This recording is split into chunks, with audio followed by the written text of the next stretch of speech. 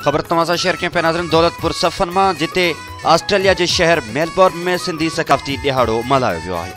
गुलाम मुस्तफ़ा जुनेजो की रिपोर्ट मुताबिक ऑस्ट्रेलवी शहर मेलबोर्न के कोबर्ग टाउन हॉल में सिंधी संगत ऑस्ट्रेलिया पारा सकाफती प्रोग्राम क़ौमी गीतन ते झुमरियों रक्स करे सिंध धरती ऐं सकाफत से भरपूर मोहब्बतुन जो इज़हार किया है।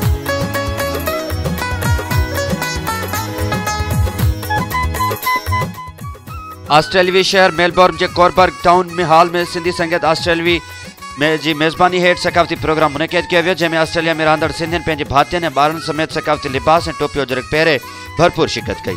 जॾहिं त प्रोग्राम में consulate general of Pakistan Syed Mauzam Hussain Shah ख़ास मेहमान तौर शिरकत कई।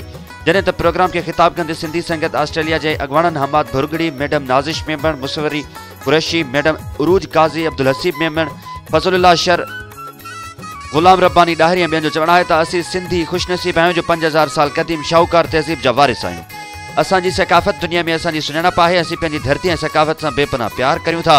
असीं जीअं परदेस में निंड कंदे पाण खे पंहिंजी धरती सिंध जी ते महसूस करियूं था।